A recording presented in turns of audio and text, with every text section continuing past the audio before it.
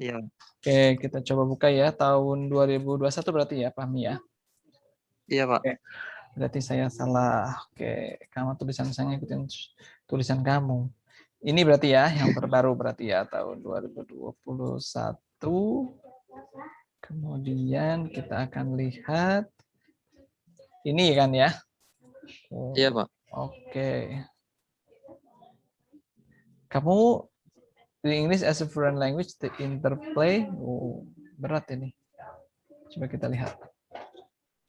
Of abilities and strategies. Jadi gimana tadi Fahmi, apa yang kamu dapatkan? Bisa diulangi lagi?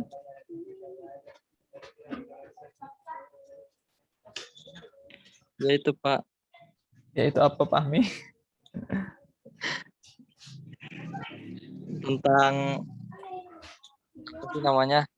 Jadi dia tuh memiliki kemampuan itu tuh sesuai dengan gimana ya, Pak? Ya gimana? Kan kamu yang itu melihatnya. Gimana? Apa yang kamu dapatkan dari sini? Maksud saya itu.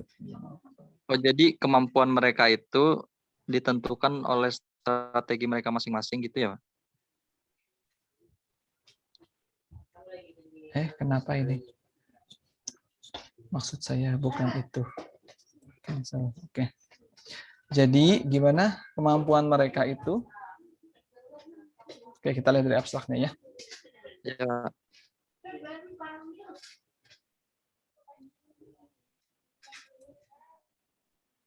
Aduh, ini susah sekali. Oke, ini ya. Oke. Ini topik kita tentang apa, Fahmi? Tentang membaca bahasa Inggris Terus? sebagai bahasa asing, Pak. Oke, kita judulnya Reading English as Foreign Language, the interplay of abilities and strategies. Jadi fokus yang diteliti di sini apa? Abilities and strategies-nya ya, Pak. Oke. Taunya dari mana? Dari keyword. Oke, jadi yang difokuskan misalnya hanya satu itu apa? Reading. Reading apa? Reading ability ya. Yo, apa? Nah, reading abilities and strategies apa? Oke. Bukan, Pak. Kamu bacakan, sudah baca ini kan ya. Nah, di sini ini reading strategies. Reading strategiesnya siapa? 3 ability levels. Jadi, nah ini kan ini ada. Yang mau dicek adalah ada relationship antara ability level dan strategi use atau enggak. Berarti yang diteliti di sini adalah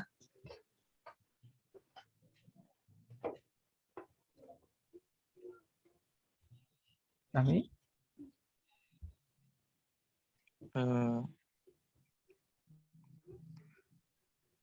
Strategi, Pak. strategi dalam reading.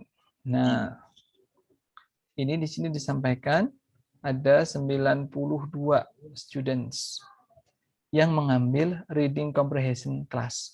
Pertanyaan saya buat Fahmi, misalnya nih, ketika kamu mau mengerjakan ini sebagai text mentor kamu kan harapannya mau mengecek tentang reading strategis, benar? Iya, Pak. Nah, kemudian bisa nggak kamu mengumpulkan mahasiswa yang kamu nanti kira-kira ngambil datanya di mana kalau seperti ini?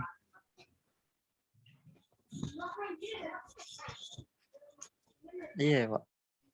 Saya tanya ya. Hah? Saya tanya kamu kira-kira kamu kalau seperti ini nanti ngambil datanya di mana?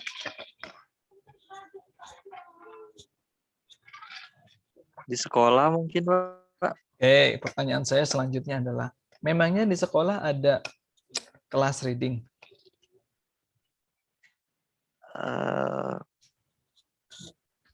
Nggak ada ya, Pak?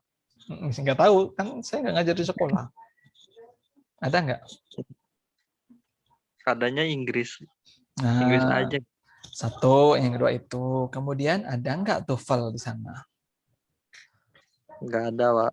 Nah, kalau seperti itu. Kemudian di sini, they took a TOEFL reading section. Nah, mereka harus dites dulu dengan reading TOEFL abilities-nya. Kemudian mereka juga mengisi biografi kan ini SORS. Kamu tahu apa itu SORS nggak?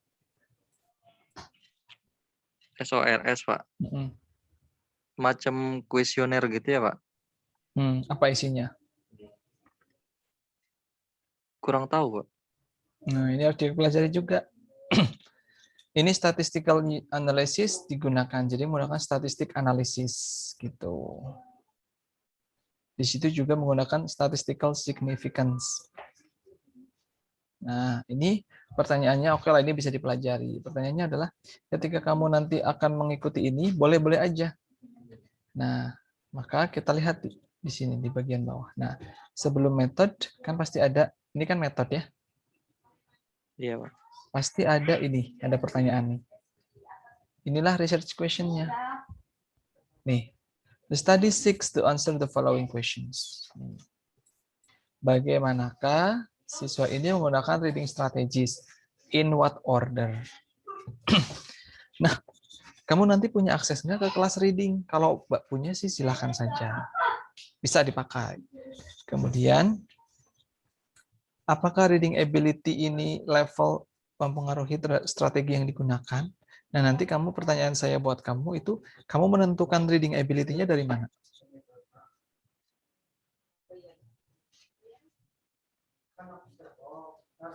Kalau di sini kan dia pakai tes.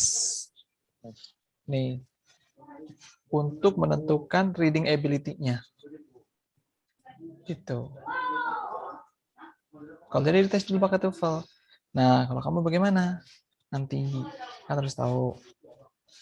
Iya, Pak. Niki, apakah berhubungan antara reading strategis dengan profisiensinya gitu. Jadi misalnya nih, oke sekarang saya mau tanya sama Pahmi deh. Reading strategis ada berapa?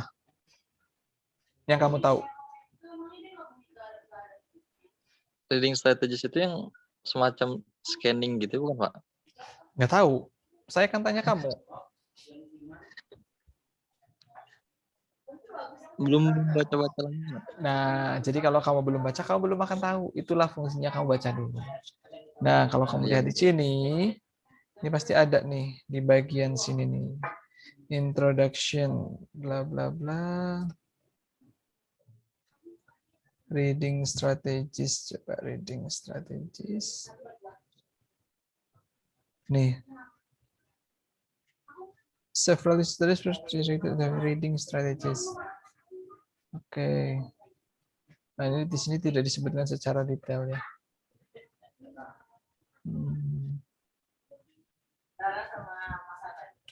Oke, di sini tidak disebutkan. Ini kayak misalnya kalau kamu mau reading strategy itu kan di sini ada nih. Nah, ini several studies were directed to identifying reading strategies. Berarti kamu bisa baca ini nih. Ini. Dari sini nih.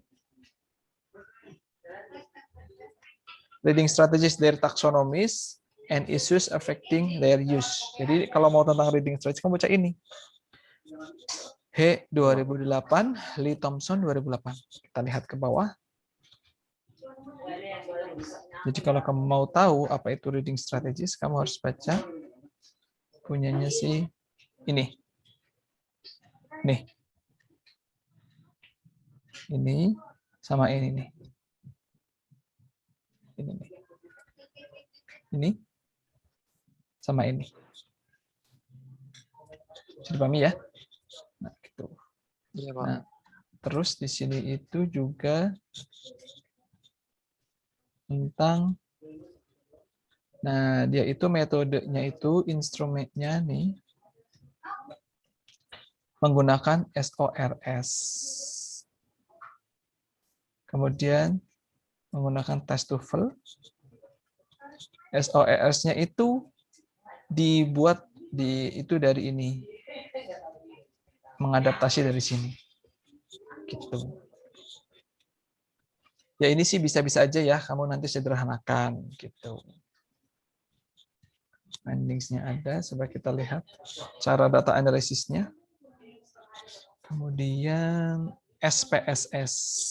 Nah, ini menggunakan SPSS. Paham tentang SPSS? Belum, Pak.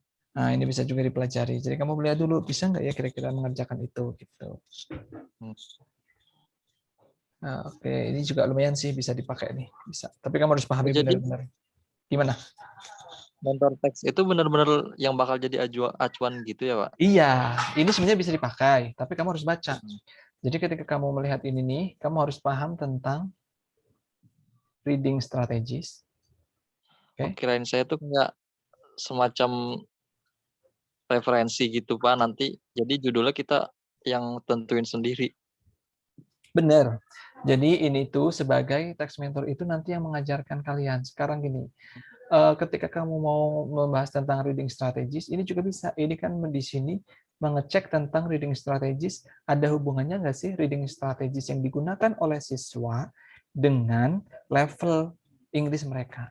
Misalnya, ketika mahasiswa level skor TOEFL-nya 500 dengan mahasiswa yang level skor TOEFL-nya itu adalah 300, itu nanti dia strateginya sama atau enggak sih? Itu doang, ini yang dicek sama dia. Bisa dipahami? Iya, Pak. Nah, jadi kamu bisa gunakan ini, tapi kamu harus tahu reading strategies itu apa, dan kamu harus tahu bagaimana cara menentukan level ini masuk mana, level ini masuk mana, gitu. Berdasarkan teori. Makanya harus dibaca dengan detail. Ini bisa digunakan kalau kamu mau melanjutkan. Nanti kamu bisa cek teman-teman sekelas. Misalnya kita lihat, nah ini misalnya dia pakai ini, pakai globe, prop, banyak banget itu. Pakai SPSS soalnya. Kalau kayak gini saya nggak mudeng. Biasanya kita masuk ke discussion gitu ya.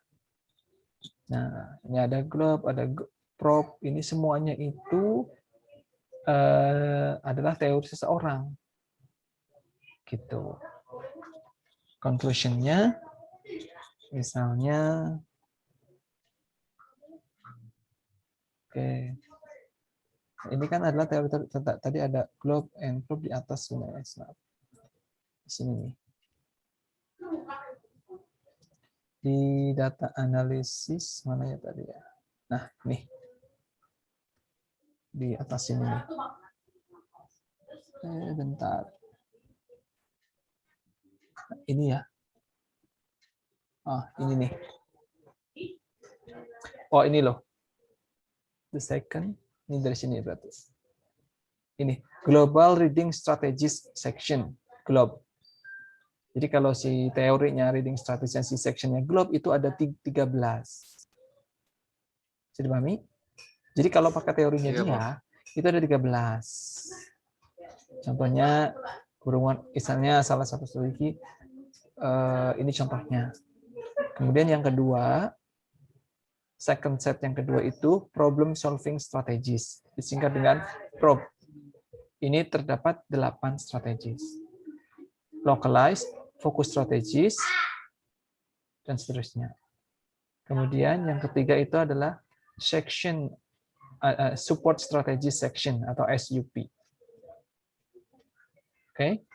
Jadi ada prop, ada globe, ada SUP. Ini terdapat 9 strategi. Gitu.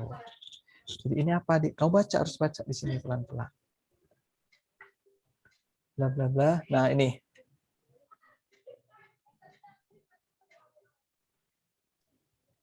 Nih. Jadi strategisnya itu ada 13 ditambah 8 ditambah 9. Ada berapa? 21, ada 30 strategi. Nah, ini apa? Ya kamu harus baca. Bisa dipahami? Iya. Oke, ini dari teorinya si ini, Mokhtari and Shewray. Jadi tinggal cari ini, Mokhtari and Shewray itu siapa? Nih, di sini disebutkan. Ini pasti di bawah metodologi itu kan. Instrumennya pakai apa? Nih, kalau kalian lihat dari sini, Instrumennya itu maka ini. Kemudian survey reading strategies menggunakan punyanya si Mukhtari and Seore tahun 2002 yang terdiri dari 3 section, globe, probe, dan sub. Jadi dijelaskan secara detail di sini. Nah, kita lihat di bawah. Nah, itu Mukhtari MMM tadi. Nih. Measuring ESL students awareness of reading strategies. Ini dari sini. Nanti kamu cek ini isinya apa. Maka ini jadikan sumber referensi juga. Ini bisa dipakai kalau pahami mau, tapi harus baca. Nah, nanti bisa didiskusikan dengan dosen pembimbingnya. Ada yang mau ditanyakan sampai sini? Bisa dipahami? Iya, Pak. Yang lain ada yang mau ditanyakan? Silahkan. Pak, berarti saya juga nggak recommended. Oh iya, punya Kinanti apa judulnya? Coba sebentar saya lihat dulu. Apa judulnya Kinanti? Apa sih, lupa. Kalau yang tadi yang dari Ijel itu kan jelas ya, Pak, buat semuanya ya. Maksudnya, Iya. oh ini apa, harus bagaimana, dari mana gitu ya. Oh punya ini Jels ya. Coba kita buka ya. Volume 5 nomor 1. Oke, kita coba buka ya. Semoga waktunya masih cukup. Jadi gini ya, jadi ketika datang ke kelas, kita akan diskusi gitu.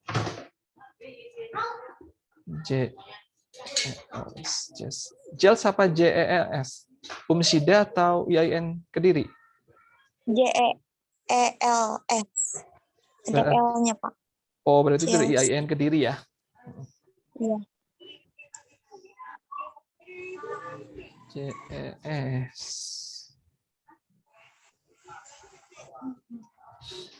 Ini ya. 2018.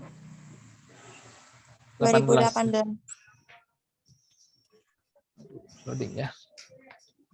Ini memang yang lumayan lelet yang Jels. Kita lihat dulu ya. Dia tahun 2018 ya. Iya, Pak. Kita lihat dia sudah itu atau belum. Iya. Tahun 2018 itu sudah keluar. Dia udah Sinta 2 kok tahun 2018. Kita lihat. 2018 isu keberapa?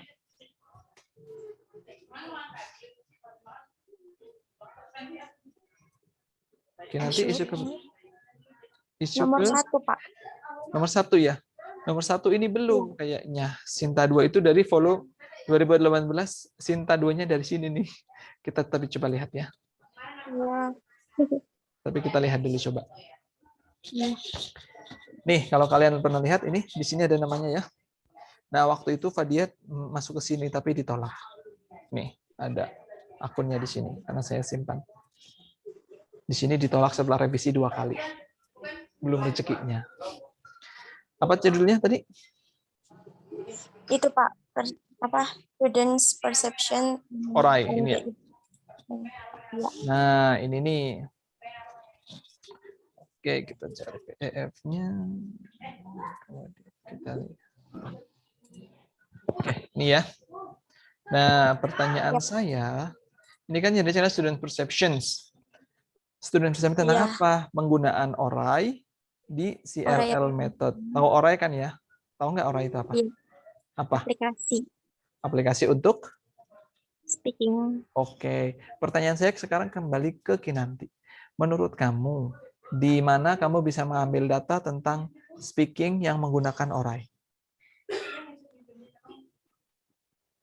Itu kan in CLL method ya, Pak. Saya itu namanya CLL itu nggak harus mahasiswa yang ada di UNIF gitu. Jadi bisa siapa aja gitu. Yang penting komunitas. Gitu. Oke. Komunitas belajar bahasa gitu saya nangkep gitu. Oke, di sini nih kalian lihat ya. The total of 24 first year students of private university. Kira-kira datanya ngambilnya dari mana? Dari mahasiswa. Siswa. Siswa. Nah, ada 5 cowok, 19 cewek. Nah, pertanyaan saya sekarang gini. Ketika kamu nanti melakukan penelitian ini, mungkin nggak kamu itu menerapkan orai ini? Enggak sih. Nah, itulah yang jadi merepotkan. Kan nggak mungkin ketika kamu, oke, kita lihat ya. The study employed Likert scale questionnaires. Nah, di sini juga tidak disebutkan. The study aims to examine a learner's perception toward application orai, bla bla bla. Nah, di sini pendekatannya pendekatan apa? Tidak disebutkan ya. Kalau kalian lihat. Pendekatan yang dipakai. Ini kan langsung pengambilan datanya. Iya. Benar? Oke. Kemudian di sini juga data analisisnya. Deskriptif statistik. Menggunakan statistik. Nah, kemudian ini apakah kuantitatif, kualitatif, atau mixed method tidak disebutkan. Kemudian kita lihat di bawah. Misalnya kita lihat di bagian ini pertanyaannya adalah bagaimanakah oral application di CLL method applied di speaking practice? Nah, ini mau di mana nanti kamu ngambil datanya kalau seperti ini? Nah, itu akan yang kemungkinan susah. Kemudian apa sih yang student persepsi? Nah, kalau di aplikasinya aja belum ada, bagaimana bisa mendapatkan persepsinya? Bisa dipahami ya sampai sini ya? Oke, kita lihat di bagian ini kan teori-teori ya. Teori-teori, kemudian kita lihat di metodenya. Nah, oke, kemudian participants-nya West Java, academic. Oke. The students were instructed to choose one of the choices reflecting Excel doang. Mengoleksi datanya, yaitu the answer to this question, the teacher observe the application of CLL in the speaking class. Nah, ini berarti kan melalui observasi ya. Iya. Kemudian memberikan kuesioner terhadap participants. 16 item. Nah, di sini disebutkan nggak bagaimana cara observasinya? Bagaimana cara mencatatnya seperti apa gitu? Enggak disebutin observasinya gimana. Nah, di sini disebutkan nih selanjutnya. Step adalah menganalisis kuesioner, coding dan data into computer dan dikalkulasikan menggunakan Excel. Nah, apakah ini coding ketika disebut dengan ini? Score 1, score 2 gitu. Coding bukan menurut Kinanti? Nggak tahu, saya nggak tahu coding, Pak. Coding itu misalnya gini, ini teorinya tentang, ini tadi teorinya tentang apa? Perception. Jadi ketika coding itu, persepsinya misalnya, nah kalau kayak tadi nih, kayak tadi yang di mana? Yang di Ijal mana tadi? Mana ya Ijal ya? Ini nih ya. Ini kayaknya Ijal kan ya. Nah, coding tuh seperti ini misalnya. Ini Ijal bukan sih? Ini Ijal bukan? Ya, ini Ijal ya. Nah, ini judulnya, kita lihat. Students Learning Strategies. Ini kan, Learning Strategies in Speaking Performance. Oke. Ini kan Ijal ya. Nah, kita lihat di bagian data analysis. Oke. Data interview guidelines for transcript, Microsoft Sheet. Kemudian, nah ini loh. Ini kan tadi, researcher classified into each item. Nah ini, learning strategisnya itu seperti apa? Nah tadi kan ini yang ada prop, slope, bisa dipahami ya sampai sini? Oke nanti, halo?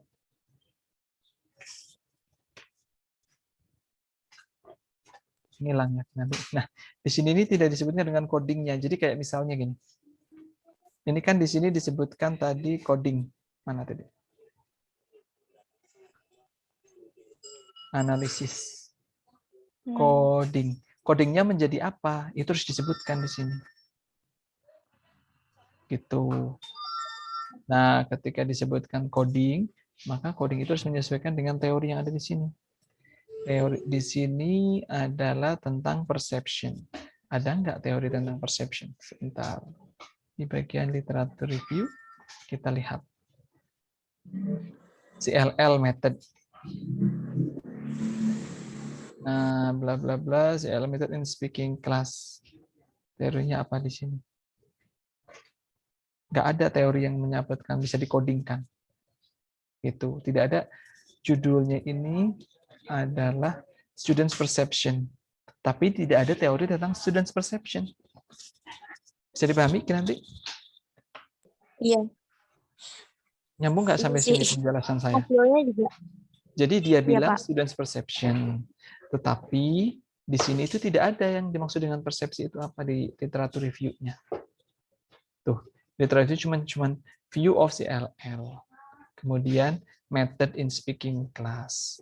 Kemudian orai. Di sini tidak ada perception-nya. Gitu. Speaking practice, method langsung.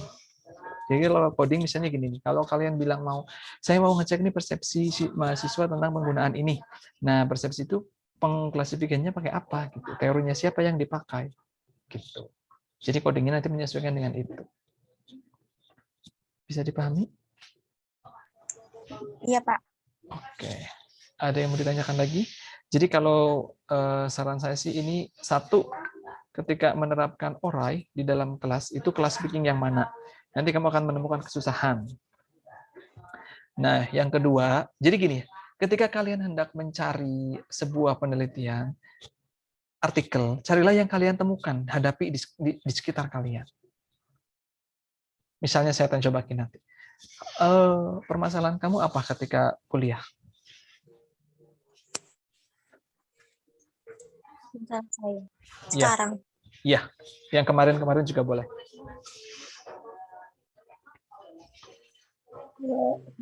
Ini pas speaking. Saya jelek banget speaking. Oke.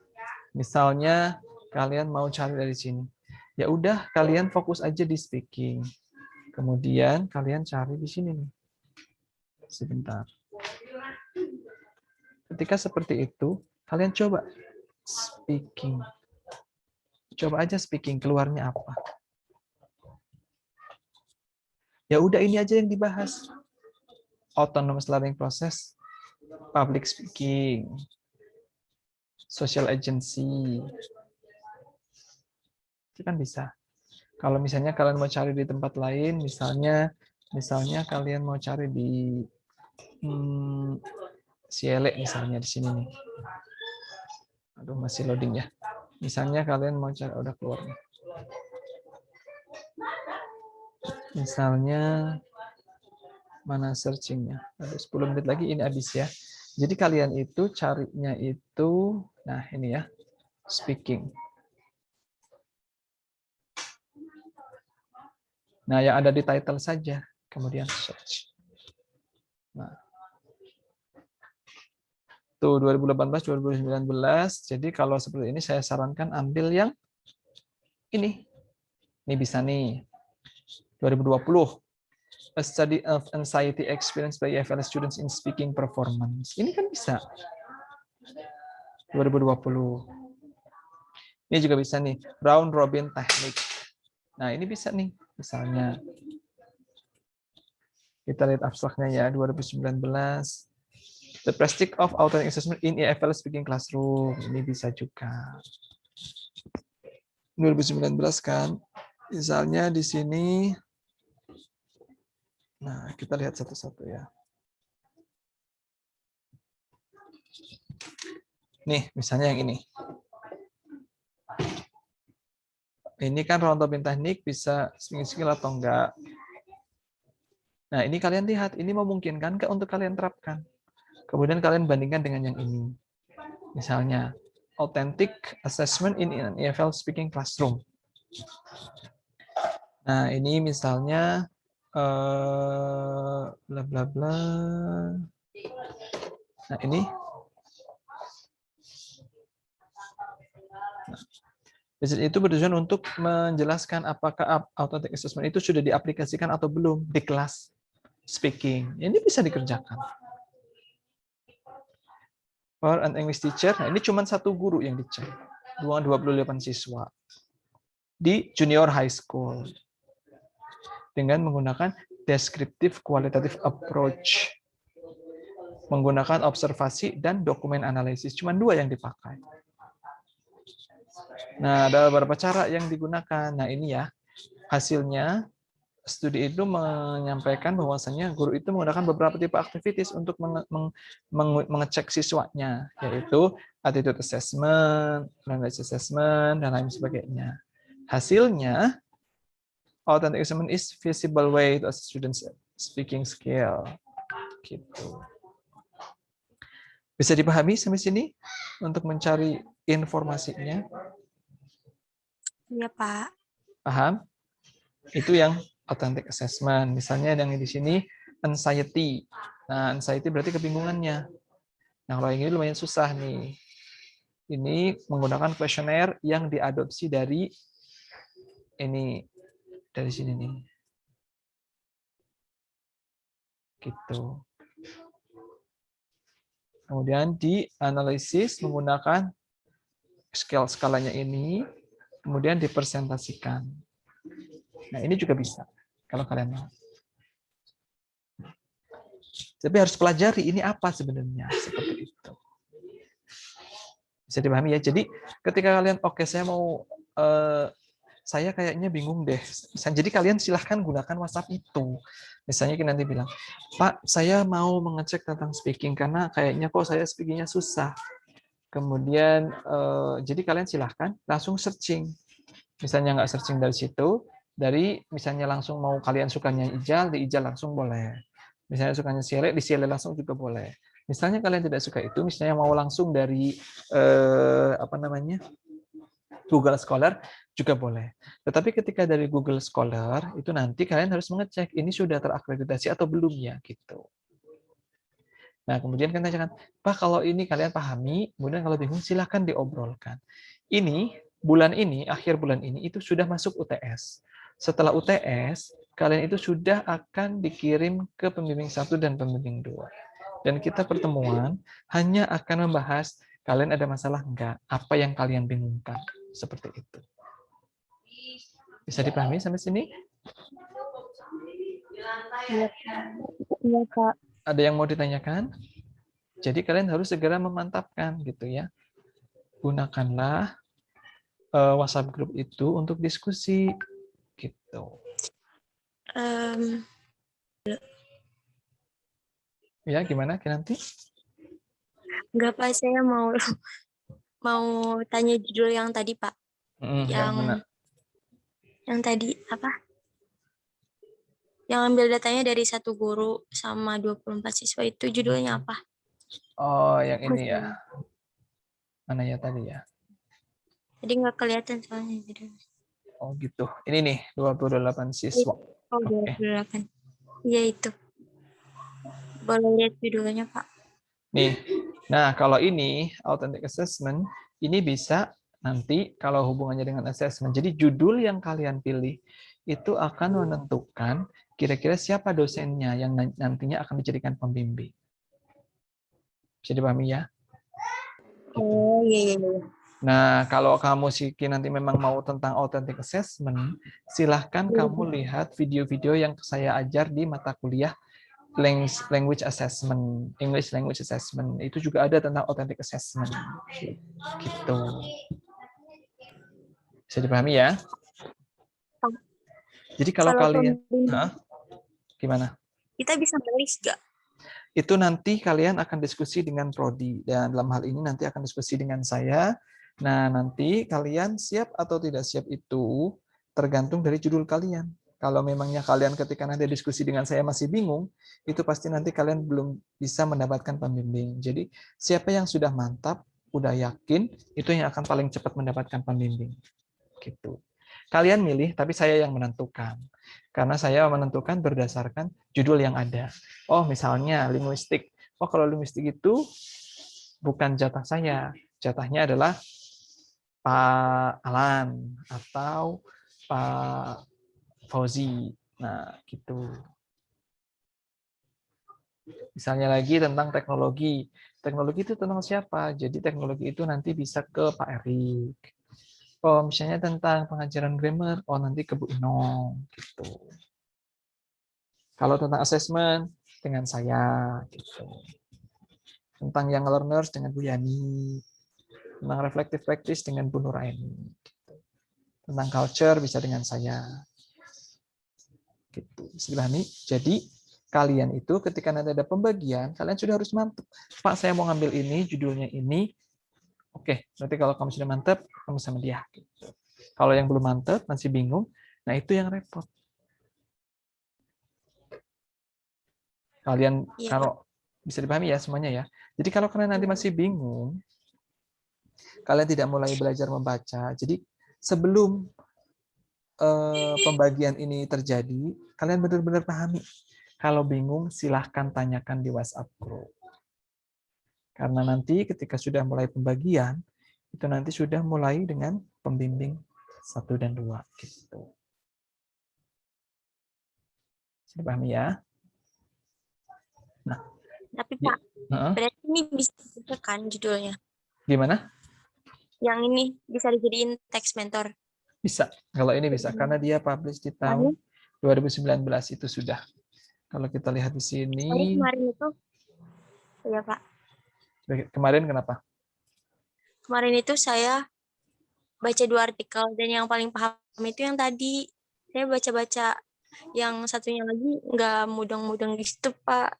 Jadi saya bingung. Terus sebenarnya saya juga ada pertanyaan-pertanyaan yang tadi itu, kira-kira nanti pengambilan datanya susah atau enggak gitu. Nah, maka dari itu kamu pahami dulu ini.